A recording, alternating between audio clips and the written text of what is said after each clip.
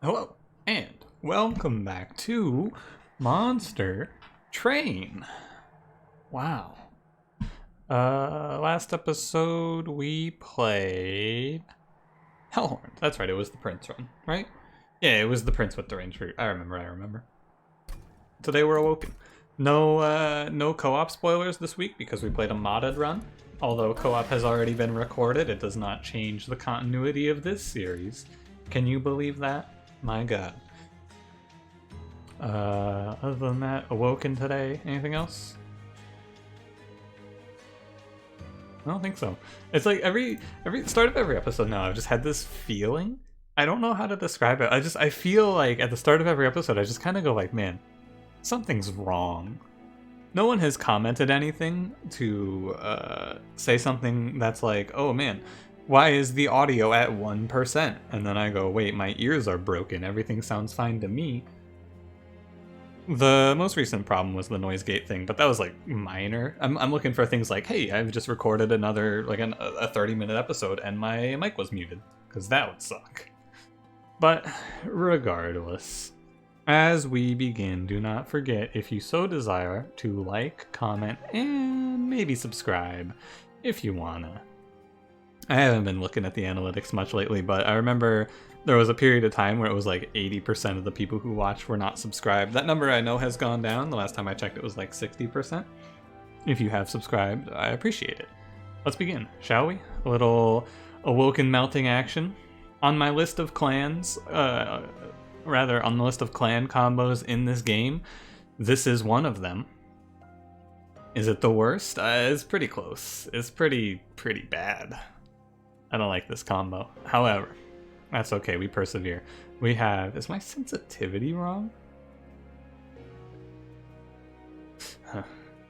Double Barrel Daedalus, Curse Fell Patient Seraph, Awoken Melting, Steel Enhancer, Hollow Drippings, Pyre Shards. This is a nice set of starting cards at the very least. Steel Enhancer is a good one to start with. Pyre Shards is whatever, and Hollow Drippings is whatever. None of those are actively bad for the deck. Trader's Quill's fine. And... Alright, we're playing Explosive. I'm fine with Explosive. I think Explosive is okay. It's a little tricky into Patient Seraph, but this does put us on a pretty straightforward plan of remove melting from the run. Everything we do is sentient based. I should probably be fine to take this. I messed with my mouse sensitivity today, so there may be some misclicks. It's like, oh man, haha, he's talking about mouse sensitivity impacting his Monster Train performance. What a zany individual, haha, that's so funny, but like it actually might make a difference. No kappas here. When I got my new mouse, I made like 5 straight misclicks and threw a few runs. Because I'm used to being like, oh yeah, and then I just go like this much movement. You know, it's probably not a big deal, but worth mentioning.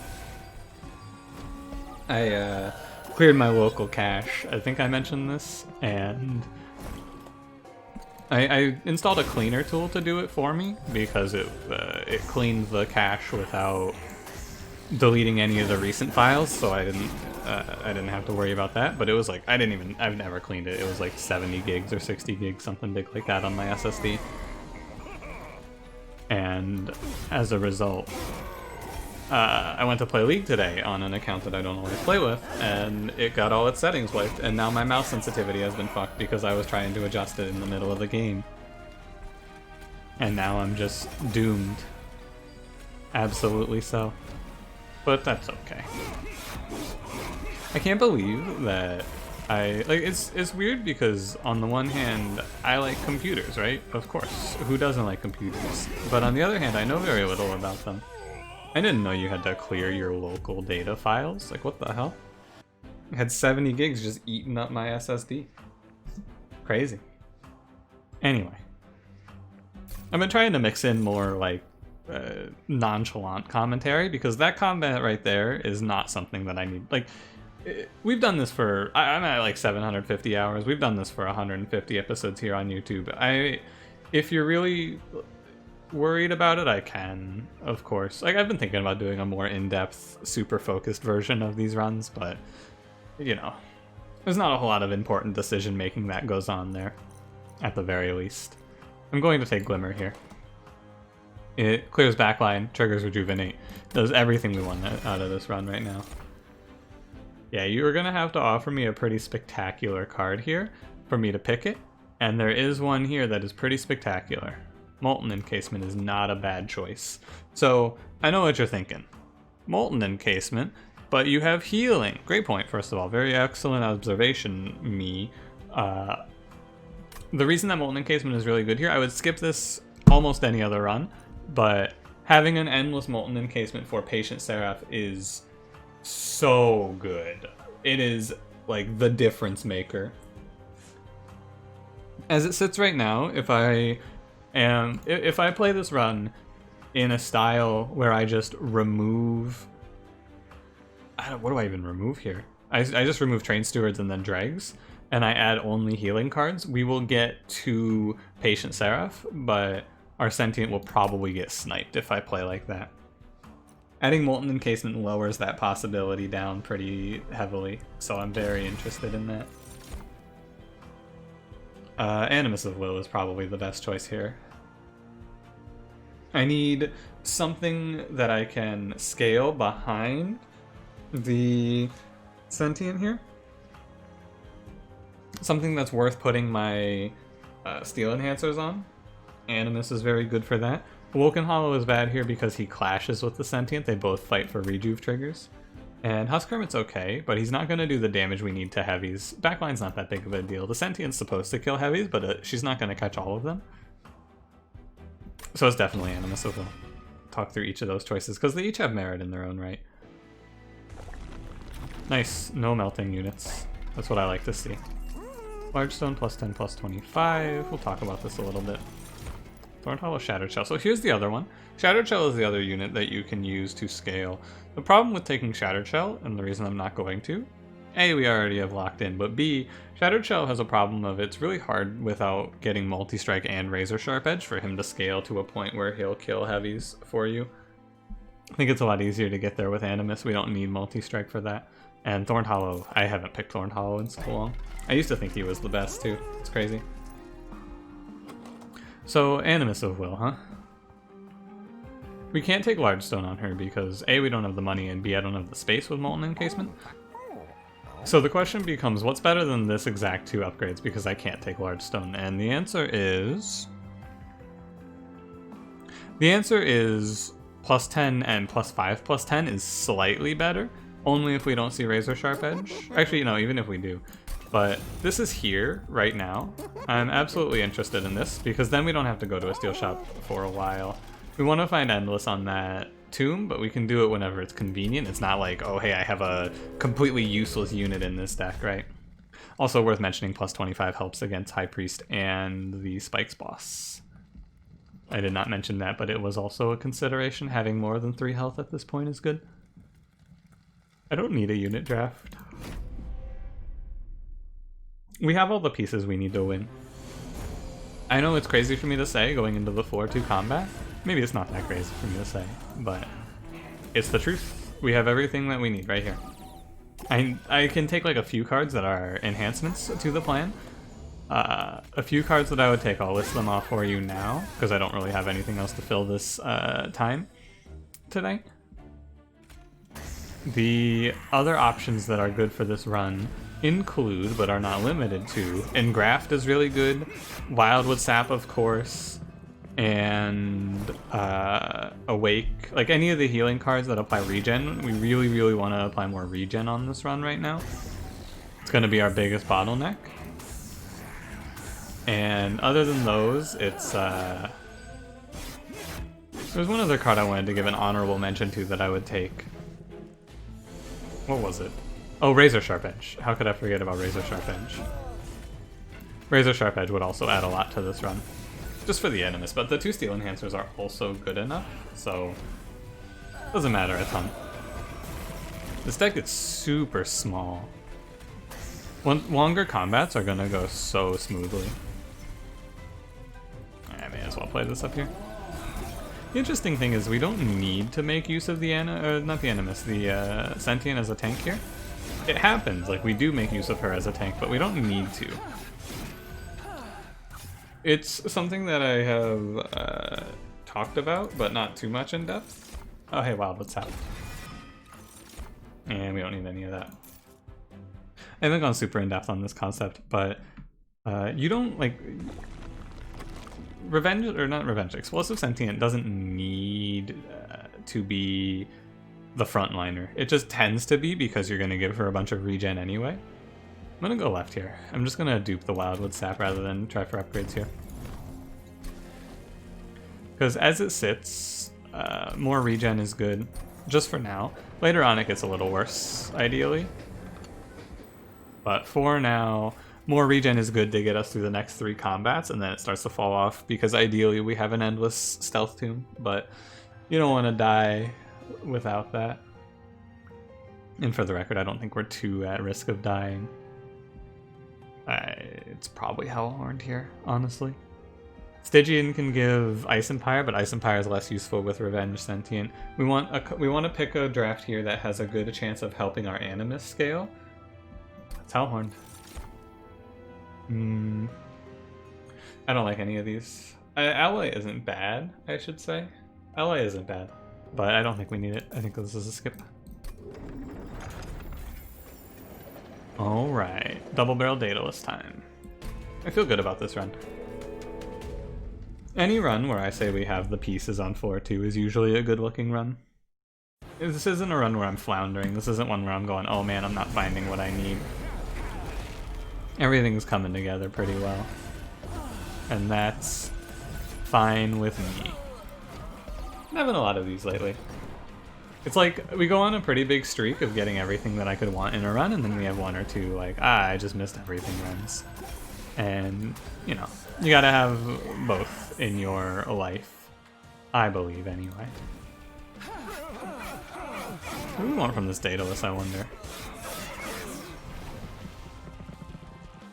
It's gonna be draw for sure. I'm trying to think of a rare card that I would pick here. Oh, Spreading Spores. Yeah, easy. Easy pick for what I would take here. It's Spreading Spores, of course. Although Spreading Spores isn't that good because it doesn't trigger Rejuvenate, to be fair. Regen doesn't trigger Rejuvenate. Restore might be a little better, actually. Because rejuvenating is a big part of the problem, or part of the plan. Banking that regen is worth, I should mention. Maybe wanted to play the Train Steward, but I think banking the 1 regen for this turn is pretty useful. Oh god. Well, it sure is a good thing that I took the 2nd Wildwood Sap. Oh fuck. Oh my. That's really interesting. My Sentient died. Huh. Weird. Alright. What is this? We have 3 turns until Daedalus is here. We're fine. I don't think that this is gonna pose much of a problem. I just need to... It's fine. We do this here. Oh, if I play... No, because the regen would never trigger here. Just saves us 2 pyre health. Okay. Double Barrel Daedalus just did the Double Barrel Daedalus thing to me. Despite this, I'm confident we will not lose here. I'm fairly confident, I should say. Animus should be able to hold it down here. Emphasis, big emphasis on the should. You should go behind. Train Steward going in front adds nothing. Putting him behind adds something. Putting him in front doesn't add anything because she's got like 3 free rounds here. Oh fuck, am I dead? Nah, it's okay. Oof. But, you know, I said the Wildwood Sap might not pay off, the 2nd one, duplicating it, and it turned out to be the most important thing I could have done. Thanks, Wildwood Sap. And the +10, +25, all of these things panned out pretty good for us here. Alright. Worth mentioning that if I went right path, of course I could have gotten Holdover Glimmer, and then that situation doesn't arise, but you know, let me have my moment.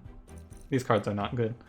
I don't like playing Bounty Stalker with no way to bring him back. I don't like Wickless Recruitment because I have no reason to play it, and Devourer of Death. We don't need any of this.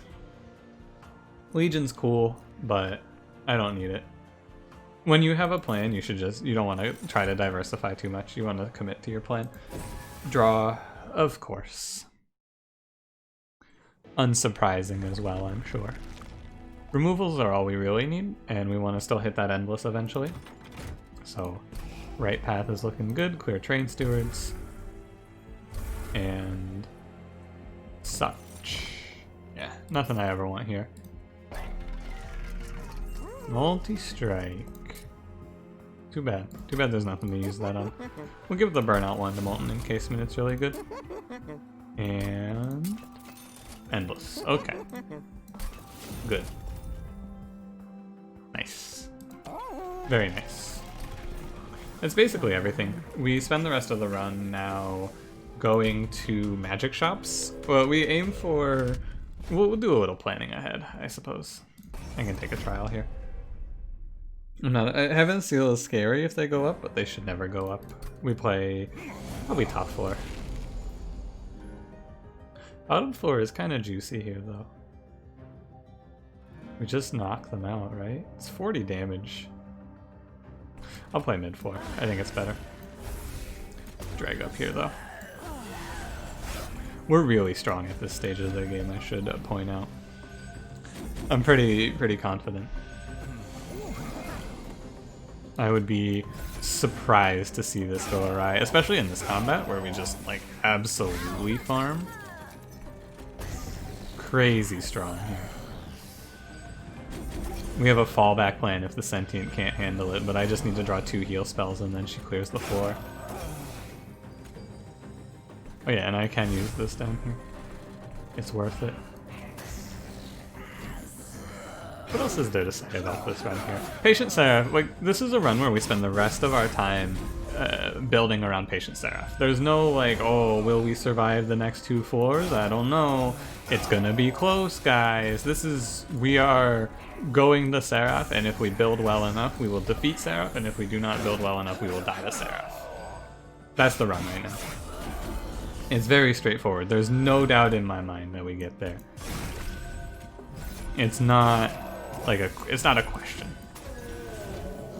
All I have to do is remove cards. So from this position, we just kind of work out. Oh my! It's better just to play the regen here. We're not going to get enough stealth with a late draw like that. From this position, though, we just make sure that we absolutely cement our Seraph killing plan. Which right now it's okay. We're going to. We want to hit magic shops, basically. We want to make all of our restores free. We did all of that for Fade's first blade. That's worth 25 gold. Relic is absolutely worthless.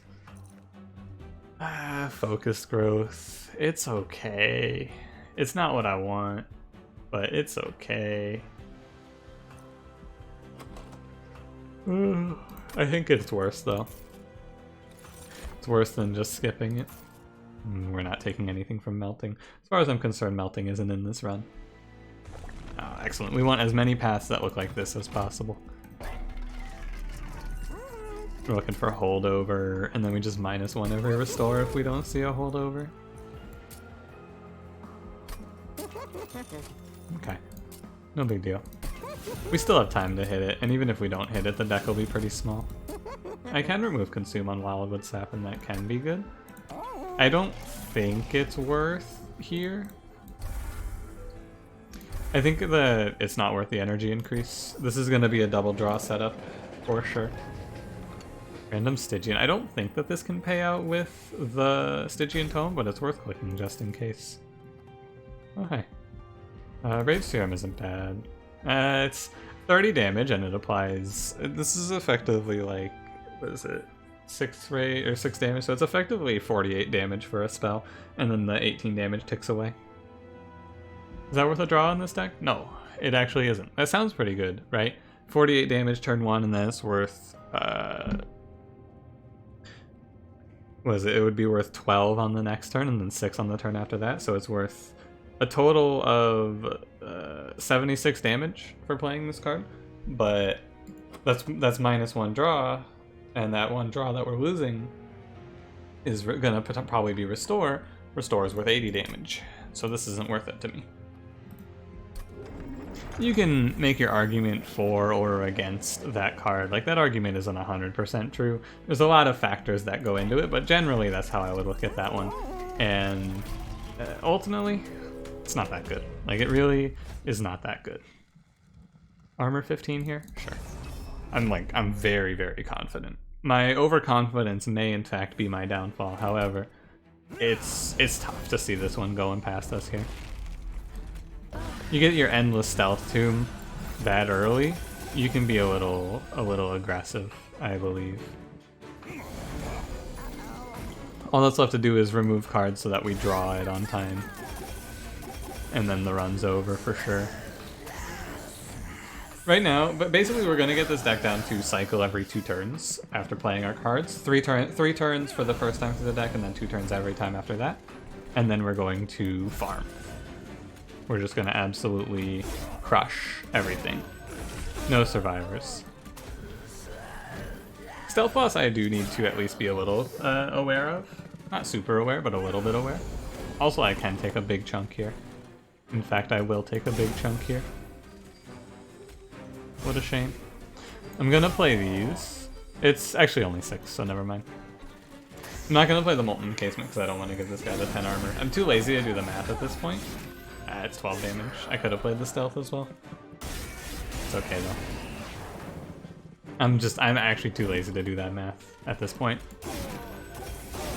I cannot be bothered to. Steel Enhancer is doing pretty well, I will say. Always happy with Steel Enhancer. I do need to play this down here, don't I? I need to double Glimmer to clear that backline. Actually, I guess I don't because she's stealth. Crystal Cloak is stealth, so I guess it doesn't matter. The Molten Encasement, by the way, this is another case of I have a unit in the deck that is absolutely worthless for the next, like... I mean, it's worthless for the rest of the game until we get to Patient Seraph, where it just absolutely farms. I did this in a run recently where my entire deck was like, yeah, I have a bunch of cards here that are like, yeah, I don't need this, but I need it for Patient Seraph, basically. Engraft is good.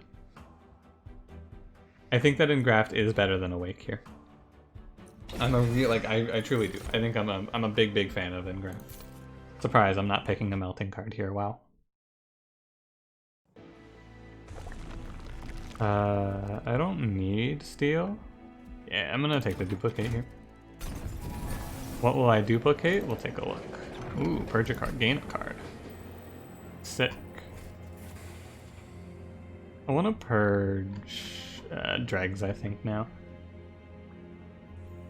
There's a point where purging dregs becomes a little worse, but I don't know when. And it's Awoken for sure. This isn't bad. But it's like it's a why bother sort of pickup, honestly. Apply quick to your Animus will? Sure, fine, whatever. She's not really the star of this run, it's the Sentient. Now the Duplicate's a little more interesting. I think it's just Wildwood Sap. The interesting thing about Wildwood Sap, though, is that it lessens the impact of our first time through the deck quite a bit. We open ourselves up. I mean, we took 12 damage because I drew Wildwood Sap instead of Restore, right? So I think that, given the circumstance, I want to duplicate the free Restore instead of Wildwood Sap. This card applies regen. We're going to eventually be playing 4 or 5 of them per turn, which is going to be our main regen generator, and we're also going to have stealth, ideally. Given these two facts, I don't think that Wildwood Sap's the answer here. I think it is Duplicate Restore. We'll see if that is correct. I'm pretty sure it is, though. I think that Duplicate Wildwood Sap is bait, because you dilute your first time through the deck and you end up taking a bunch of chip damage that you don't want to take. After the first time through, it's obviously better, but that first time through the deck is crucial. It's basically the whole game.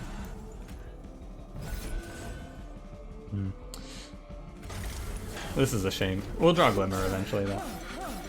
Our power also spikes a lot here when we go up to 7 draw instead of 6. It's a very big shift in our run's just overall capability. Generally, we become a lot stronger when you cycle. Like, it doesn't seem like much, it's just +1, but +1 adds a lot to your intervals. 21 cards becomes our 3 times through the deck, or 3 turns to get through the deck number. which is a much different number than 18 right now. What am I saying? Because I heard myself say that, and you're probably going, this dude has actually lost his mind. Let me articulate that better. Effectively, and this is probably something that you're like, oh yeah, okay, whatever, dude. Right now it takes us 4 turns to go through the deck. When we go up to 7 draw, that number changes a little bit. We go from 4 turns down to, or it's 4 turns, but on the 4th turn we'll draw extra cards, basically. We're going to be removing because we have a lot of cards to remove to make our first time through the deck better. Why can I not, like, actually formulate this thought? I don't understand what's wrong with me here. I'm getting blasted by these curses, I should say. It's pretty brutal. Oh well. It's okay. Either way. Basically, we're gonna remove down, going up to 7, we only have to remove 3 cards instead of 6 to draw through the deck in 3 turns. After you draw through your deck, you are much more powerful because you just have the spells that you want to be playing in your deck. That's the crux of this theory that I can't get across because my brain is breaking down over having to try and speak and also play cards, a very difficult feat. Also, it's entirely possible that I just get blown out by Fel here. My regen is way too low and my stealth is also way too low. I think I might be killed. After being so confident, I think I'm dead. My regen is at 9 because Curse Fel farms the shit out of me here.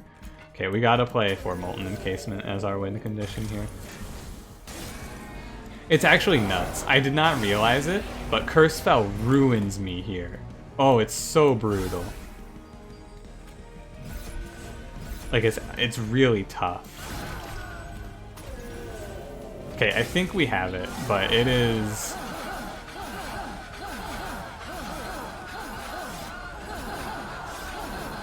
No, wait, I'm dead as hell, aren't I? 122. What's my out here? I have nothing. That's crazy that she gets me like this. What? Oh, it's actually like every single run where I tell you, oh, there's no way we lose, is the run where I just fucking lose to Fel. Oh, it's Curse Fel. It's a vicious cycle. This happens to me every time. If there's one boss in this video game that I underestimate, it's goddamn Curse Fel. Oof. That's tough. The trick to that one, by the way, how do you, because you're looking at this one, you go, okay, how do you not lose that run? It's very simple. I had to just play mid-4. The big problem there, or the alternative is I had to just eat curse damage a little more. I couldn't scale on either side on stealth or regen because Curse Fel slowed my draw through. The theory there, it's a really specific deck archetype that is beat by Curse Fel. What happens is the plan is we generate our regen by the way, should have doubled Wildwood Sap also. Should have looked at Curse Fel, but this is a really good run for me because this is a learning experience. This specific build that I tried to do is beat by Curse Fel because the idea is cycle really fast through the deck and play like 6 restores per turn, basically. Which is a really solid plan, honestly. You play 6 restores, you throw in a few steel enhancers, you clear entire floors, and you add 6 regen. It works really, really well, except for if you go against a boss who hinders your ability to draw cards because she puts curses. Not being able to kill that first wave was pretty tough, and also I didn't have the energy to play my regen cards every turn because of the 2 energy. So, God. Yeah, I was too confident, and I needed to think about the fact that Curse Fel beat my deck. It's a good one because I usually don't lose like this. With this deck, I usually lose to Seraph if I lose. The Seraph counters me. So it's interesting to note that Curse Fel can also do it. And also interesting to note that we would have crushed Arcus, the same Arcus army, because Arcus doesn't put those 2 energy unavoidable curses. God, Curse Fel just absolutely ruined me there. Crazy. Interesting run, though. Really interesting. Cool one. I do like actually like runs like this where it's I like runs where I feel like I really learn something. It's something niche at this point. There's not a whole lot left for me to learn about this game, but yeah, don't play the Hyperdraw regen build into Curse Spell, or if you do, have a plan for Curse Spell. Alright, thanks for watching. If you enjoyed, do not forget to leave me a like. Subscribe if you want to see more, and I will see you in the next one. Have a good one.